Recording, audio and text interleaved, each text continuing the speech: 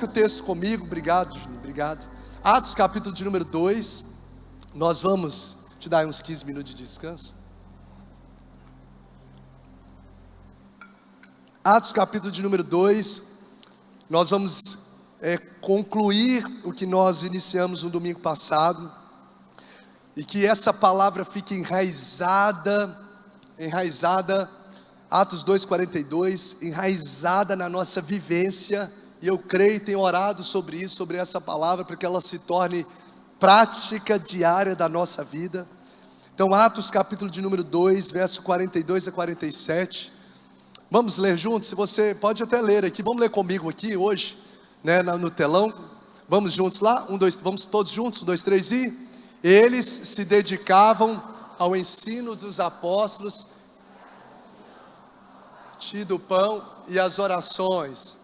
Todos estavam, sinais eram feitos pelos apóstolos. Os que criam mantinham-se unidos e tinham tudo em comum, vendendo suas propriedades e bens, distribuíam a cada um conforme a sua necessidade. Todos os dias continuavam a reunir-se no pátio do templo, partiam pão em casa e juntos participavam das refeições com alegria e sinceridade de coração. Último, louvando a Deus e tendo a simpatia de todo o povo, e o Senhor lhes acrescentava diariamente os que iam sendo salvos. Obrigado, Jesus, pela tua palavra, obrigado pela tua presença, obrigado pela oportunidade de nos reunirmos, ó Deus, diante de uma estrutura tão positiva como essa, adequada, tendo a liberdade de anunciar a tua palavra, utilizando o microfone, nos reunimos aqui. Muito obrigado pela tua presença neste lugar, e pedimos que o Senhor venha fazer essa palavra correr na nossa veia, ó Deus, criar raízes no nosso coração, se tornar realidade prática na nossa vida todos os dias, até que o Senhor venha. Assim oramos em nome de Jesus, amém. Lembra da frase de John Piper que eu falei domingo passado? Deixa eu ver se eu lembro. Jesus não é um programa de final de semana.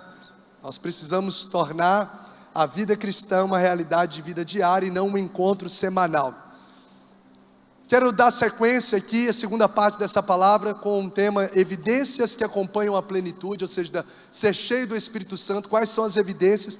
E nós vamos falar algo muito prático sobre o estilo de vida de um cristão cheio do Espírito.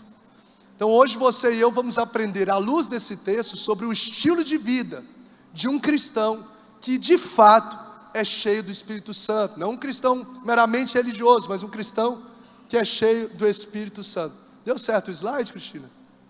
Você é fera, hein? Gente, que bênção, gratidão, Cristina, que faz esses slides aí maravilhosos. Eu estou perguntando porque eu passei para o slide nos 45 do terceiro tempo, não é nem do segundo tempo para ela. E ela fez, o pessoal arrasa. Obrigado aí, Cristina, toda a equipe de mídia, que sempre serve com muita excelência e amor no reino de Deus. Olha aí, então, o estilo de vida de um cristão cheio do Espírito Santo. Bom, essa plenitude do Espírito Santo, tem um propósito. Vamos dizer, ser cheio do Espírito Santo. Só quem está aqui, ser cheio do Espírito Santo tem um propósito. Então entenda, a plenitude do Espírito, ser cheio do Espírito Santo, um cristão cheio do Espírito Santo, ele tem um propósito. As experiências que nós vivemos com Deus, desde a salvação, ser cheio do Espírito Santo, e até mesmo de receber dons, ela nos é concedida com um objetivo divino, e não meramente uma satisfação humana. Ao você ser alcançado por Deus, ter experiências com Deus, ser cheio do Espírito, receber, quem sabe até mesmo dons do Espírito, isso nos é dado com um objetivo divino, com um propósito divino, e não simplesmente uma satisfação humana. Ou seja, existe um porquê e um para quê de Deus derramar sobre nós da sua presença. Existe um porquê por trás de Deus derramar sobre nós do seu poder. Então Deus não nos concede da sua salvação e ainda nos faz permanecer aqui nessa terra para a gente se sentir melhor. Agora eu estou mais em paz. Esse é um dos benefícios, sim, mas o propósito maior não é fazer você se sentir melhor como pessoa, mas é para que eu e você cumpramos um propósito maior para a glória de Deus. Então eu fui salvo, não para me sentir melhor e satisfeito, mas para eu poder cumprir um propósito maior para a glória de Deus. Diante disso, dois axiomas, pode colocar, dois axiomas, duas verdades que nós precisamos afixar sobre esse ser cheio do Espírito Santo. A primeira delas, vamos ler juntos: a plenitude do Espírito Santo.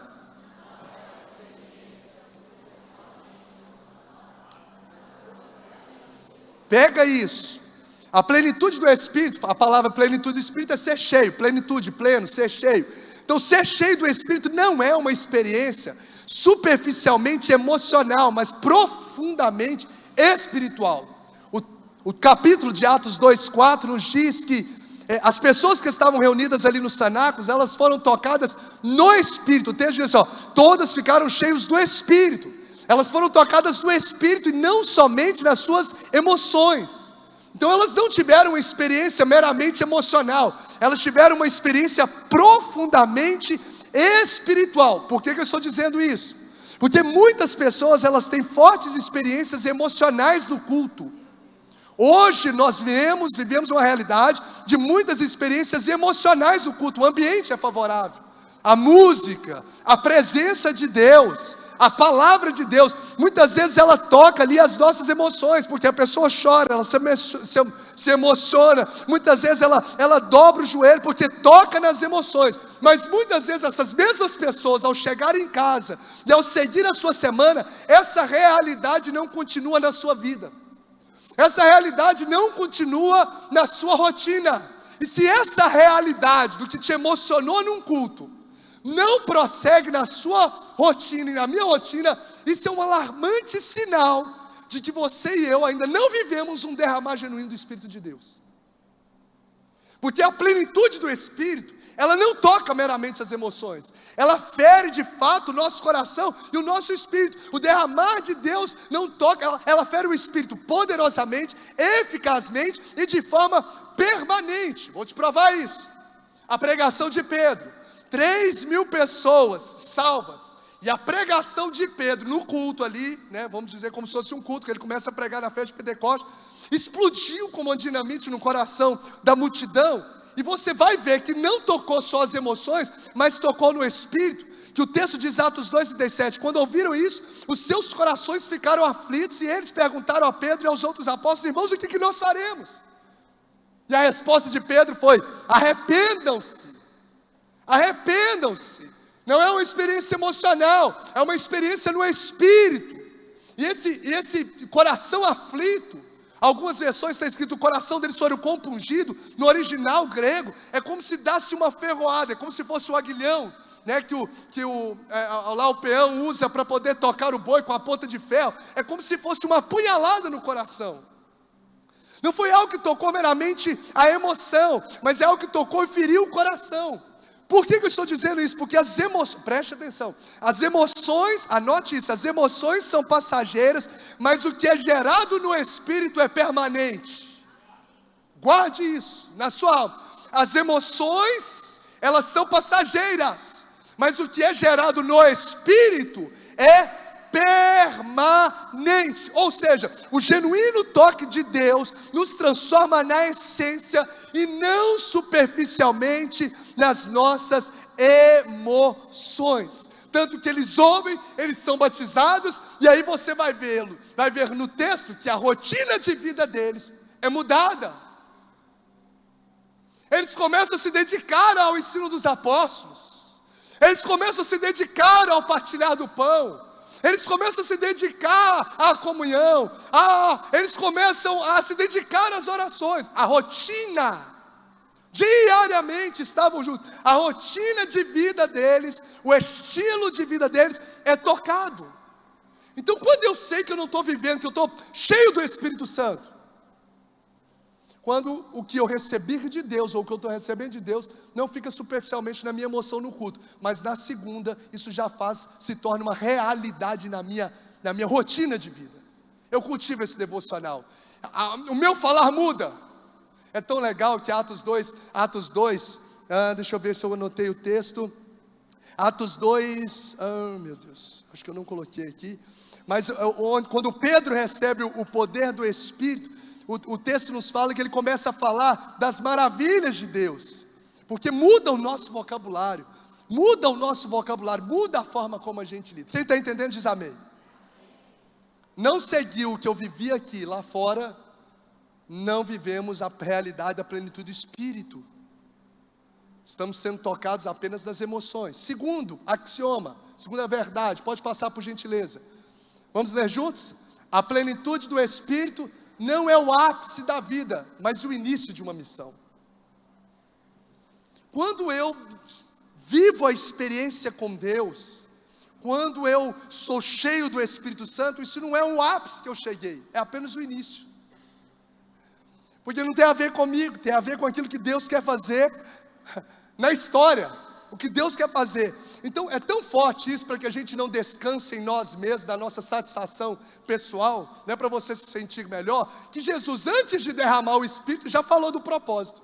Sim ou não? Você vai ver lá em Atos 1:8, antes do Espírito ser derramado, quando ele ainda nem é assunto aos céus, ele disse ao povo: mas recebereis poder ao descer sobre vós o Espírito Santo. Para quê? E sereis as minhas testemunhas. Jerusalém, Judeia, Samaria, até os confins da terra. Ou seja, esse ser cheio do Espírito Santo não é o ápice da sua vida cristã. Na verdade, ele é um start da missão que Deus quer fazer através da sua vida. Então Jesus, ele é claro em revelar o propósito que iria acontecer em Atos 2, essa presença desse poder, que era para poder tocar o mundo. Olha o que o Warren Wiersbe, um comentarista bíblico, diz sobre a palavra testemunha. Testemunha é a palavra-chave do livro de Atos. Essa palavra testemunha, de que nós devemos ser testemunhas ao ser cheios do Espírito Santo, ela aparece cerca de 29 vezes na forma do substantivo e do verbo do original grego. Uma testemunha é alguém que relata o que viu e ouviu, uma experiência que viveu, que relata o que ele vivenciou. Quem está no banco das testemunhas em um tribunal, não apresenta ao juiz as suas ideias e opiniões, pois ele está interessado apenas em ouvir o que a testemunha sabe, o que ela viu e ouviu. Então, quando uma testemunha vai testemunhar aí num tribunal, ela tem que falar o quê? É a opinião dela? Ela tem que falar o quê? O que ela viu e ouviu, o que ela vivenciou. Nós somos chamados para ser o quê? Se você é cheio, eu sou cheio. Quando nós somos cheios do Espírito Santo, quando eu vivo uma experiência como eu vivi no acampamento, a cada dia, não só uma experiência pontual, mas a gente é cheio na caminhada da nossa vida, é para startar uma missão, é para eu me mover sobre algo que Deus quer fazer através de mim, o que Deus quer fazer na história. Eu preciso começar a relatar aquilo que eu vivi, aquilo que eu ouvi, aquilo que eu vi, é me tornar uma testemunha. Então o derramado Espírito Santo de Deus não é um êxtase para você e eu nos deleitarmos, mas é uma unção para a gente fluir, amém? É uma unção. O que Deus derrama sobre nós, esse derramamento, não é para a gente se deleitar, mas é para a gente fluir, é uma missão para a gente executar. Deus não lhe concede poder para você ser melhor do que os outros, mas recebereis poder. Não é para eu e você sermos melhor. Olha como ele é espiritual, olha como ele toca bem, olha como ele fala bem, olha como ele... Não é para a gente ser melhor que outros, mas é para a gente servir melhor aos outros para a glória de Deus. Então a gente precisa ter essas verdades, ou axiomas, ou essas premissas afixadas. Não é superficialmente emocional. Ele caminha comigo no meu estilo de vida, é profundamente espiritual. E o que toca no Espírito, como Atos 2, interfere na minha rotina de vida. E saber que isso não é o ápice.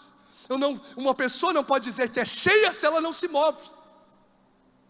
Ela não pode dizer que ela é cheia do Espírito se ela não dá um passo para poder transbordar na vida de outros. Ao mesmo tempo que isso são instruções, isso são avaliações. A gente avalia se de fato eu estou vivendo essa realidade de plenitude de Espírito, ou às vezes acostumado com um contexto cultural religioso. Diante desses dois axiomas, dessas duas verdades, a gente precisa entender que esse de repente de Deus não morre a gente, não morre na gente.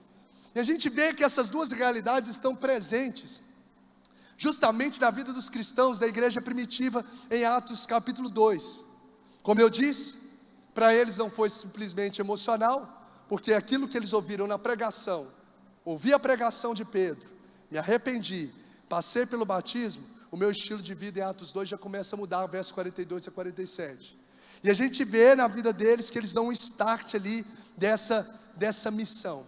Então quais são, para a gente poder agora trazer os pontos de aplicação do estilo de vida de um cristão cheio do Espírito Santo? Nós falamos 4 no domingo passado, e eu quero falar mais 4 esse domingo. Por gentileza, pode passar o próximo. Vamos relembrar os 4? Eu dei uma ajustada em algumas palavras, mas vamos relembrar. 1, 2, 3 e... comprometimento com a palavra. Quer saber se de fato uma evidência da plenitude do Espírito é que a partir desse momento eu me torno comprometido com a palavra. E eles se dedicavam ao ensino, ao aprendizado, a entender aquilo que Deus quer. Então a partir daqui o comprometimento da palavra abaixa os meus achismos, abaixa o que eu aprendi de religião, e o que manda na minha vida agora é a palavra. Ah, mas a minha família era assim, por isso eu faço assim no meu casamento. Mas o que diz a palavra? Ah, mas fulano fazia assim na minha família, com as finanças, O que diz a palavra? Mas não é todo mundo, é o que a palavra diz. Uma pessoa que é tocada no Espírito, uma pessoa que é cheia do Espírito, dentro de algumas realidades da mudança do estilo de vida dela, é que ela passa a ser comprometida com a palavra. E não tem como você conhecer a palavra apenas um domingo à noite. Você precisa se alimentar, e Deus gera, gente, essa sede. Eu tenho recebido às vezes alguns testemunhos de casais que estão fazendo devocionais, e às vezes vão se deleitando ali na palavra, mudam a realidade de experiência. Que paixão de ler a palavra, que coisa linda o que Deus está falando com a gente, porque isso é gerado quando uma pessoa é tocada no Espírito. Eu falei com vocês do meu sobrinho no domingo passado, sobre ele.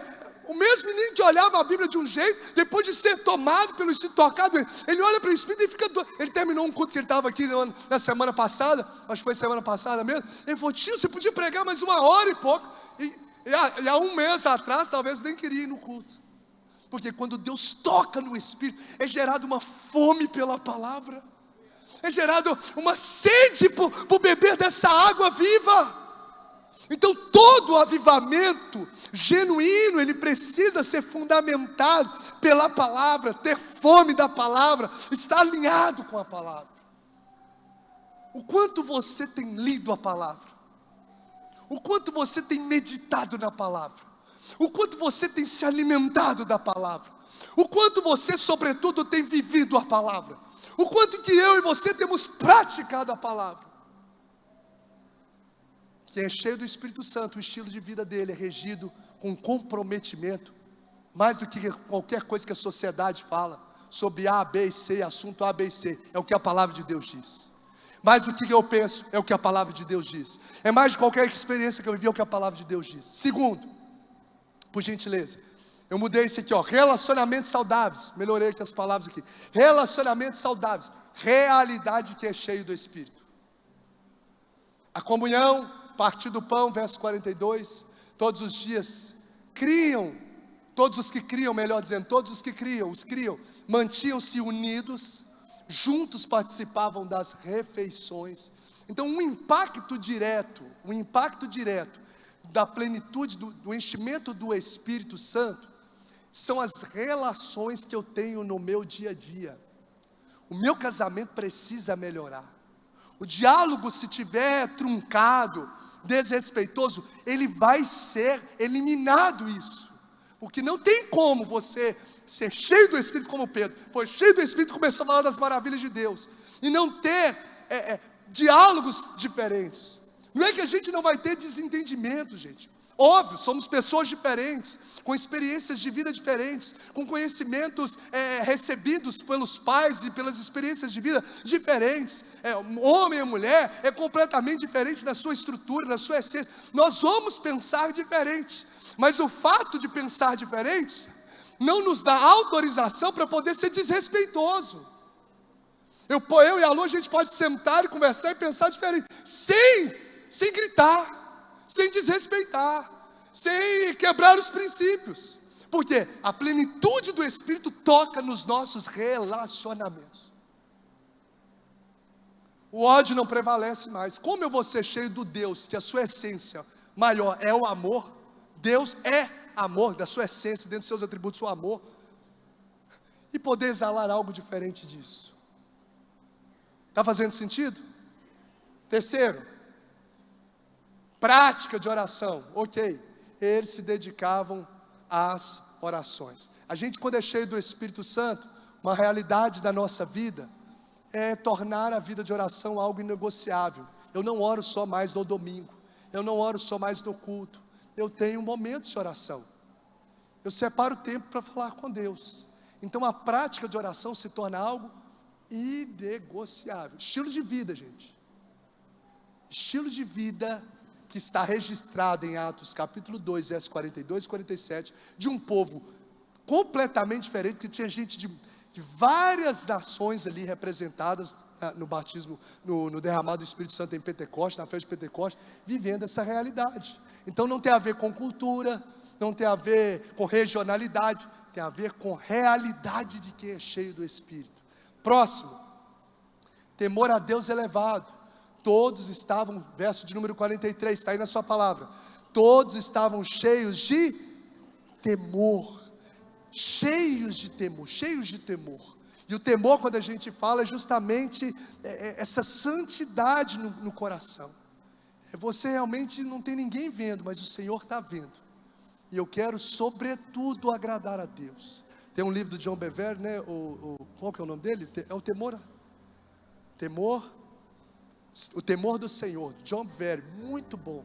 Temor do Senhor, de John Bevere, que fala sobre isso. Gente, é como Salomão, depois de falar tudo em Eclesiastes, no final da sua vida, acima de tudo, ele teve conquistas, posses, mulheres, riquezas, palácios, acima de tudo, tema a Deus.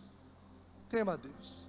Ou seja, o que é temer a Deus? É você honrá-lo, é você se preocupar, eu e você nos preocuparmos em agradar a Ele. Pronto.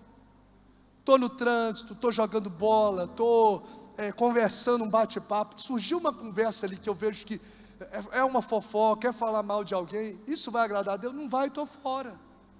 Isso é o que? Cheios de temor. O texto fala que eles estavam aqui, cheios de temor. Então um temor a Deus elevado mesmo. Temor à santidade de Deus, de quem Deus é, do que Ele fez na minha vida. Se eu carrego um Espírito que é santo, sou cheio do Espírito Santo, a santidade se torna uma realidade na minha vida. Quinto, já recebo no seu Espírito experiências com o sobrenatural de Deus. Olha esse estilo de vida. Quem quer esse estilo de vida para você? Quem quer esse estilo de vida para si aí? Comprometimento com a palavra, relacionamentos saudáveis, tocou no Espírito de fato, relacionamento saudável, prática de oração, temor a Deus elevado, experiências com o sobrenatural de Deus. Oh Jesus, Tu és maravilhoso. A gente pode até passar por lutas e provações, mas você pode perguntar para qualquer pessoa que anda com Deus, me conta uma experiência que você já teve com o Senhor, que a terra não explica. Ele vai contar, porque o sobrenatural acompanha a vida de quem é cheio do Espírito Santo. Os sinais e maravilhas seguirão aqueles que creem. Você vai caminhando e eles vão atrás de você. Você vai caminhando no deserto, eu acordei de manhã, meu Deus, quem fez esse pão? O céu. Quem fez esse pão que caiu aqui? Quem mandou essa provisão? O céu mandou essa provisão. Você vai caminhando e tem nuvem te protegendo. Você está à noite, tem nuvem de fogo te protegendo. Acabou a água, toca na rocha, Ele vai fazer a água jorrar da rocha. Eu quero declarar sobre vidas que têm buscado o Senhor: a provisão do Senhor vai te surpreender. O Senhor vai surpreender, porque o sobrenatural vai tocar a sua história, vai tocar a sua família, vai tocar a sua empresa, vai tocar o seu ministério. Os sinais seguem aqueles que creem. Deus age no natural, age. Ele age no ensino, Ele age nas refeições, Ele age no partir do pão, Ele age ali quando você está orando, Ele age no servir, Ele age no amar, Ele age no trabalho. Mas o Deus que nós servimos também age no sobrenatural. Ele faz cura aonde o homem não pode curar, Ele liberta aonde o demônio tenta oprimir. Ele é o Deus que abre porta de forma inexplicável, onde o homem não consegue explicar. Ele é o Deus que traz provisão de lugares, de contextos, de situações que nós menos esperamos. Fica tranquilo, só obedece, só busca a presença e se prepare, porque a provisão de Deus virá. Pode exaltar a Ele, aplaudir a Ele, glorificar o Deus do sobrenatural, o Deus do deserto. Eu creio, eu creio, eu creio. Eu creio. A manifestação extraordinária de Deus estava presente na rotina. Hora nona, 3 horas da tarde. Oh Jesus, Tu és maravilhoso, eu creio nisso. Ah, eu creio nisso, Dejair, eu creio nisso, Gisele, eu creio nisso. Hora nona, onde vocês estão? Estou ali fazer uma oração. Ah, é o costume do povo judeu orar 3 vezes. Eu estou indo lá na hora nona, às 3 horas da tarde. De repente, no pátio do templo, tem um aleijado, em Atos 3. Olha, dá uma esmola, eu não tenho prata, eu não tenho ouro, mas o que eu tenho eu te dou, em nome de Jesus. Levanta e anda. O milagre começa a surpreender a rotina da comunidade cristã. O milagre começa a surpreender a rotina da vida das pessoas que são cheias do Espírito Santo. Atos 4:31, deixa eu declarar isso com base na palavra. O lugar onde a igreja começa a orar, em Atos 4:31, o lugar começa a tremer. Atos 5, verso 12 a 15, ainda na igreja primitiva, muitos sinais e prodígios começam a ser efetuados. Atos 8, verso 6, Filipe realiza sinais em Samaria. Atos 9, Saulo, ele tem a experiência de conversão, que é seguida de cura sobre os seus olhos. Atos 12, Pedro é liberto da prisão pelo anjo. O Senhor envia um anjo lá. O Senhor envia um anjo, ele sem explicar. Entra um anjo e liberta Pedro de ser morto, onde Tiago já tinha sido morto a fio de espada.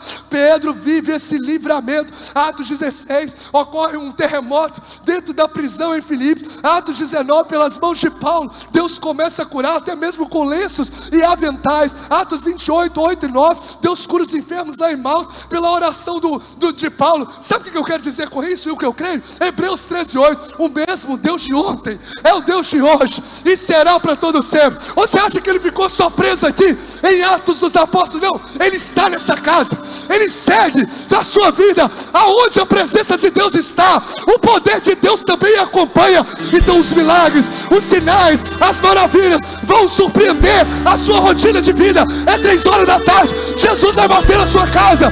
É 5 horas da tarde, é meia-noite, o milagre da cura vai vir. Oh, Rabaca, eu quero declarar cura de enfermos nessa casa. Eu quero declarar pessoas que estão orando, pessoas que estão orando por salvação. Quando você menos imaginar, o maior de todos os milagres da salvação vai chegar na sua família. Se você crê, exalte ao Deus do sobrenatural. Vai surpreender a sua rotina. Você está esperando que vai acontecer uma conferência?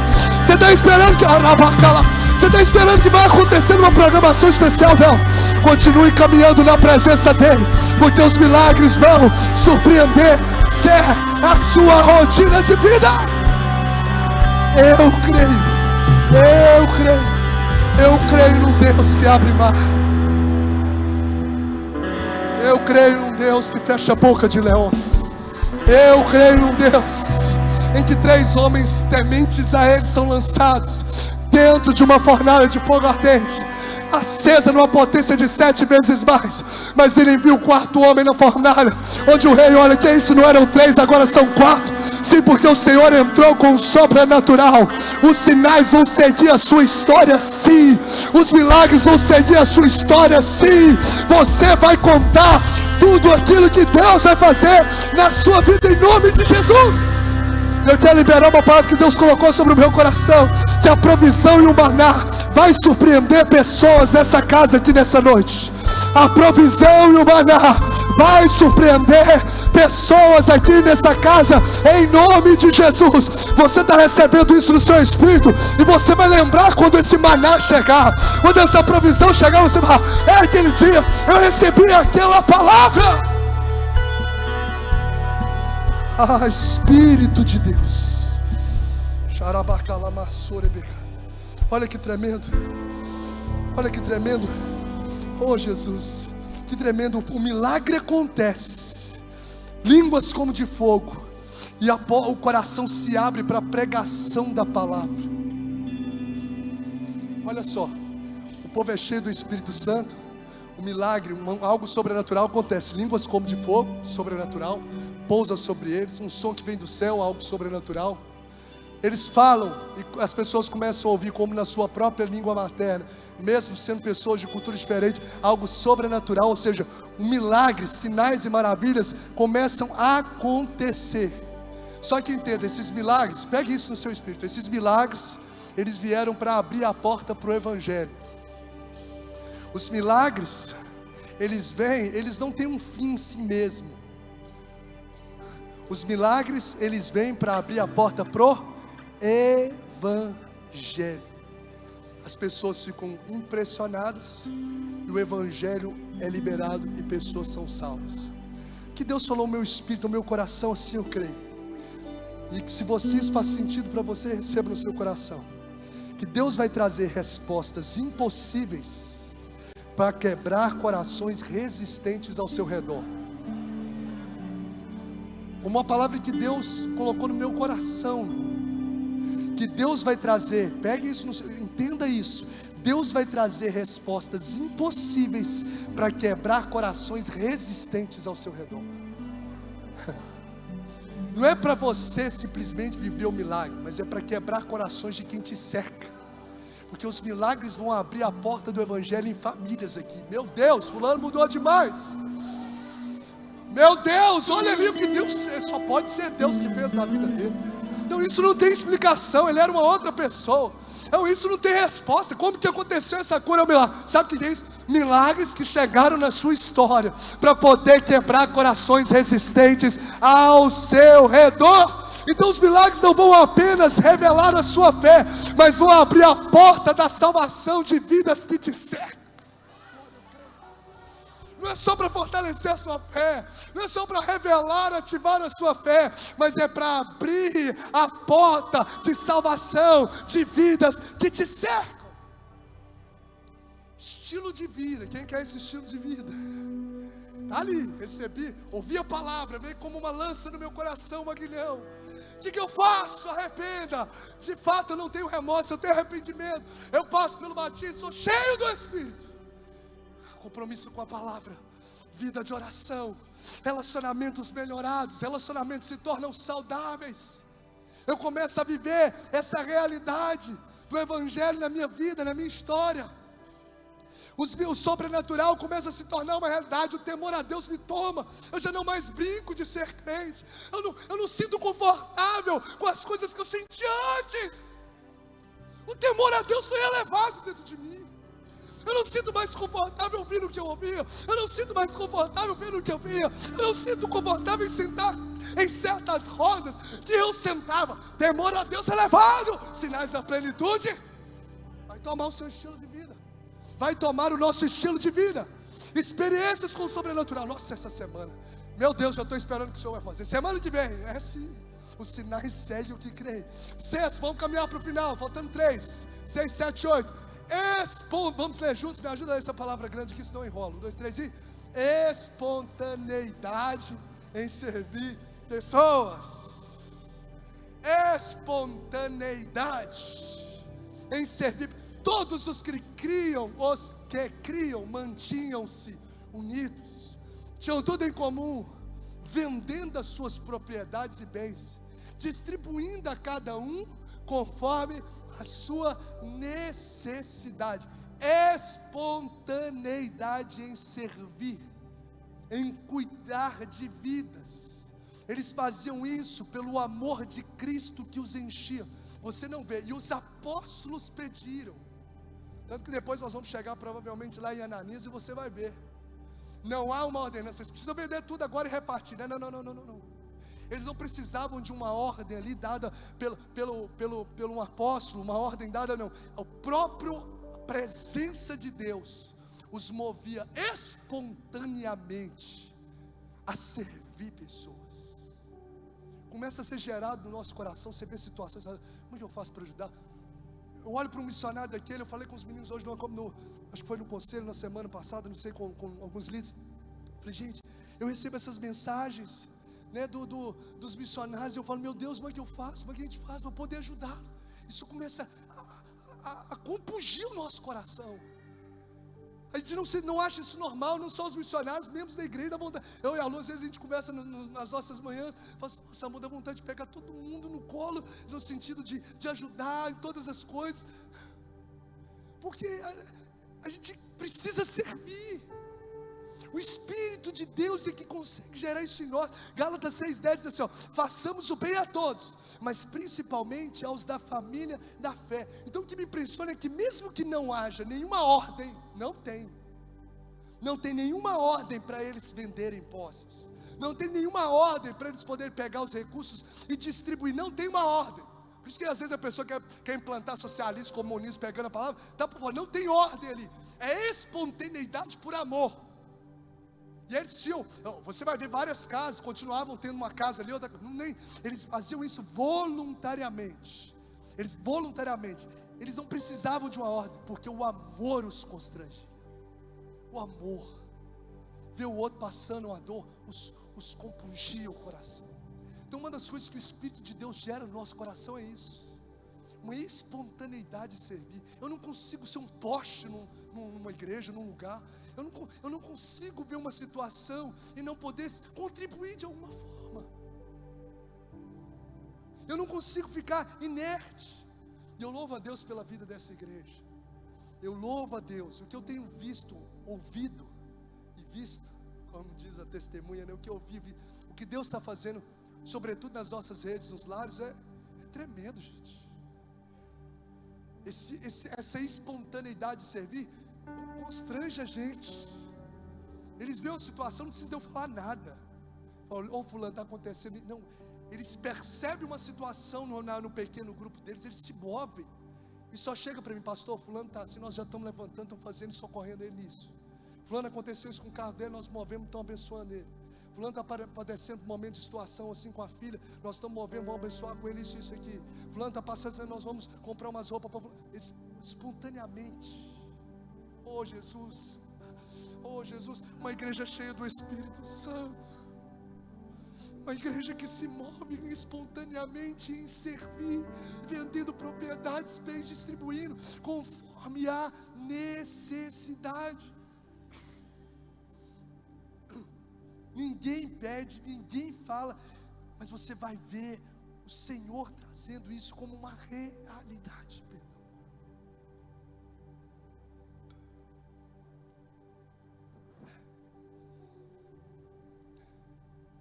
Quem está entendendo diz amém.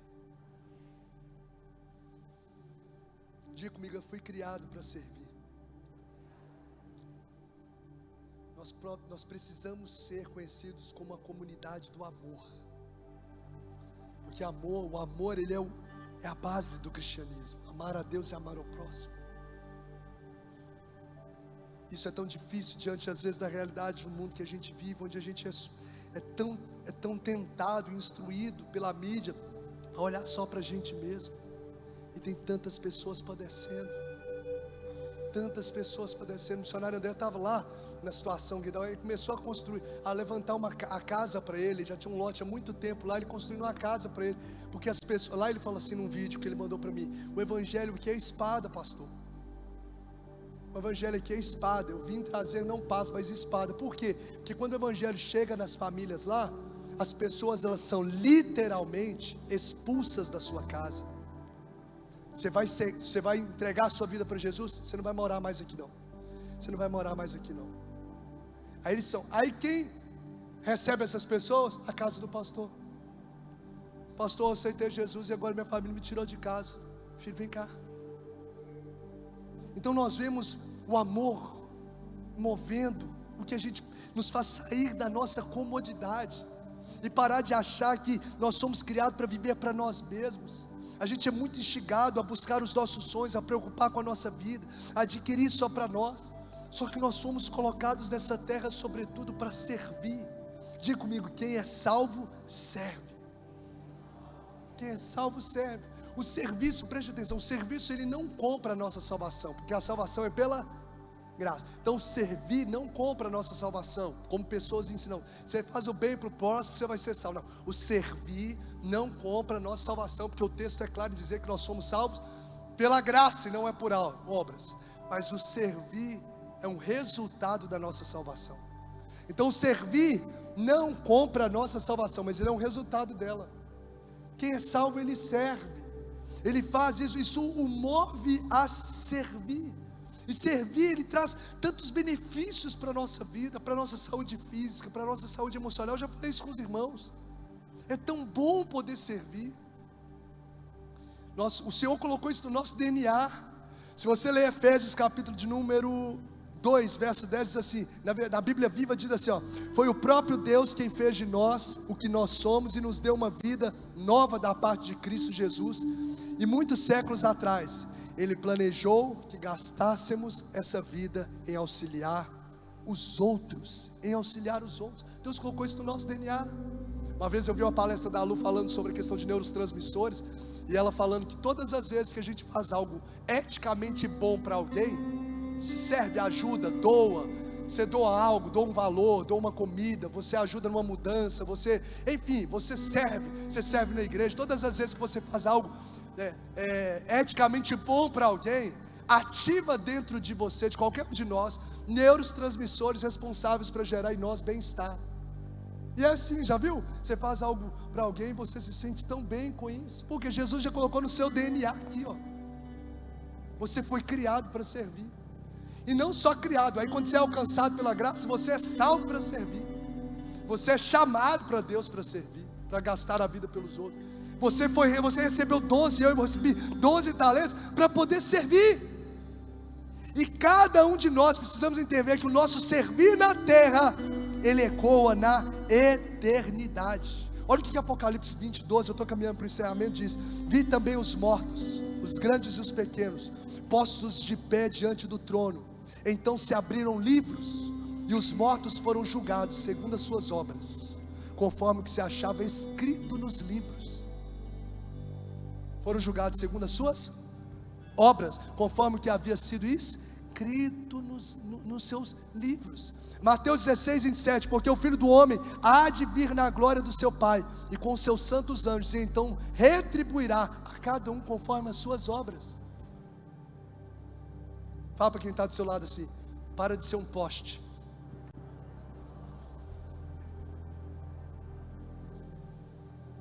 Ah, Jesus, vai sacudir a gente. Porque eu até falei hoje no curso Lidera, daqui 100 anos não tem ninguém mais aqui. Aqui dentro não tem mais ninguém. Nenhum de nós vamos estar aqui. Daqui 80 anos não tem mais praticamente ninguém aqui. Se tiver criança aqui ainda salvo. Daqui 100 anos não existe mais ninguém aqui. E aí? E a eternidade? Como nós vamos estar nos posicionando?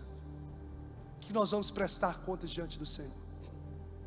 Então isso faz parte do estilo de vida de uma pessoa que é cheia do Espírito. Para finalizar, os dois últimos, louvor está aí. Olha aí, cultura de louvor e adoração. Cultura de louvor e adoração. O texto de Atos 2,47 diz que eles reuniam louvando a Deus e tendo a simpatia. Interessante, por que eu coloquei ali como cultura de louvor e adoração? Porque todo tempo e em todas as circunstâncias eles louvavam. Se você ler, por exemplo, Atos 3, 8 e 9, o homem recebe a cura. O texto diz: andando, saltando e louvando a Deus. Na frente, quando todo o povo viu andando e louvando a Deus, cultura. Atos 4, 19 a 21, não tinham como castigá-los, porque todo o povo estava louvando a Deus pelo que acontecera, pelo milagre, estavam louvando por causa do louvor. Atos 11, 18, ouvindo isso, não apresentaram mais objeções e louvaram a Deus, dizendo: então Deus concedeu arrependimento para a vida até mesmo dos gentios. Louvaram a Deus. Você vai ver em Atos 16, 25, muito conhecido por nós, outra circunstância não favorável. Por volta da meia-noite, Paulo e Silas oravam e cantavam hinos a Deus. Cultura de louvor, cultura de adoração. Então, um cristão cheio do Espírito Santo não faz do louvor um momento para apreciar, mas para adorar a Deus. Se eu chego, como eu disse agora, como um poste, no momento do louvor, fico olhando, reparando, começa a se ativar aí na sua mente. O louvor não é para ser apreciado, é para ser prestado, entregue, adorado ao Senhor, com adufes, com danças, no momento de celebração, no milagre, quando o Evangelho chega a outras pessoas, ou quando a gente está preso injustamente, o louvor deve fazer parte dos nossos lábios. Davi é um homem segundo o coração de Deus. Vai ler os salmos. Davi compondo louvor, toca louvor com harpa, que demônio não consegue ficar no ambiente. Ele dança quando a arca está vindo, com louvores ao Senhor. Louvor, cultura de louvor. Cultura de louvor na vida de Paulo e de Silas. Canta e vê o sobrenatural quando o louvor é cantado, adorado. Cultura de louvor, quando está diante da muralha, vão tocar o chofar, vamos dar um grito ao Senhor, vamos ser ativos na adoração, e as muralhas caem por terra. Cultura de louvor. Josafá não sabe o que fazer. Em 2 Crônicas, capítulo de número 20, o exército é maior em número e é maior em força. Aí Deus levanta o profeta Gesiel e fala assim para Josafá: Josafá, sabe o que você vai fazer diante dessa batalha impossível? Tira o exército da frente da batalha e coloca levitas à frente da batalha e começa a cantar: o Senhor é bom, a sua misericórdia dura para sempre, bendito é o Senhor. E aí ele tira a espada, está indo para uma luta onde tem muito mais gente, muito mais inimigos em quantidade e força, mas começa a colocar o levita, e eles começam na cultura de louvor, e usam o louvor como uma arma de guerra. De repente, quando eles chegam diante do arraial do inimigo, já não tem mais briga, já não tem mais inimigo, porque o Senhor disparatou, confundiu os inimigos e trouxe a vitória. Cultura de louvor, arma de guerra, arma de celebração, cultura de louvor, mesmo no momento de lutas e provações. Salmo 150 nos convida a louvar ao Senhor com adufes, com danças, com instrumento de corda, com saltério, com harpa. Todo ser que respira louva ao Senhor. Então guarde no seu coração, cristão cheio do Espírito, louvor não é apenas um momento musical agradável. O louvor, ele é profético. O louvor é sobrenatural. Os profetas têm que tanger a harpa que profetiza, músicos que profetizam. Sabe por que o louvor é assim? Porque o próprio salmista, no Salmo 22, verso 3, receba no seu coração, diz assim: Deus habita no meio dos louvores. Deus habita no meio das músicas, Deus habita no meio das canções cantadas para Ele. E por isso que o ambiente não é tornar um ambiente agradável à música. Às vezes a pessoa fala: para que esse som? Para que tocar ali? E quando o pastor está pregando, porque a música, ela não é simplesmente o tornar o ambiente com um ambiente mais agradável, mas a música é um ecoar profético, é ministração que quebra cadeias, que abala grilhões, e que os céus atraem para a terra a glória de Deus, porque Deus habita no meio do louvor. Você pode louvar o Senhor com suas palmas, você pode louvar a Deus com sua adoração. Bendito seja o nome de Jesus. Coloque-se de pé. Deixa eu te dizer algo: Deus não habita em qualquer música não, tá? Pega essa instrução no seu coração. Deus não habita em qualquer música, Deus habita no meio de louvores. Entenda só, aquilo que você ouve interfere no ambiente espiritual que você cultiva. suas playlists, no seu carro. Eu acho. Eu quero saber o que a palavra diz. Eu não quero saber o que eu acho. Deus não habita em qualquer música, não. Deus habita no meio do louvor. Mas eu gosto. É a palavra? É comprometido com a palavra ou com o seu gosto? Você não tem conseguido. Tem gente que testemunha, significa um dos significados da palavra testemunha, é Marte. Tem gente que morre por causa do evangelho. Aí eu não consigo abrir mão disso. Deus não habita em qualquer música. Deus habita no meio dos. Entenda, a música que você ouve interfere no ambiente espiritual que você cultiva. Você é para cristão cheio do Espírito. Toca a harpa, o ambiente muda, sim ou não? Põe um levita na frente, a batalha muda, o final da batalha, sim ou não? Toca o shofar, a estratégia é dada, a muralha cai ou não? A música que você ouve cultiva um ambiente espiritual que você cria ali. Então a gente precisa começar a avaliar. Cristão cheio do Espírito Santo, do de estilo de vida, gente. De estilo de vida. A gente tem que parar de se enganar, andar numa cultura de engano. Porque eu faço parte da igreja, que eu vou na igreja. Não, beleza, maravilha. Mas nós estamos falando o que de fato é um estilo de vida cristão. Uma vida cristã, um estilo de vida cristã tem cultura de louvor, cultura de louvor. E quando a gente começar a louvar, porque louvar é você elogiar a Deus, a grandeza de Deus, até mesmo na injustiça como Paulo e Silas, você, quando criar isso, você vai abater a murmuração. Então diga comigo, louvor abate a murmuração. Porque você começa, até mesmo no vale, você começa a agradecer, exaltar. Deus está no controle, Deus vai à frente. Você sabe aquela música Cassiano? Você sabe cantar? Então aqui, vem cá. Sabe aquela música Cassiano? Deus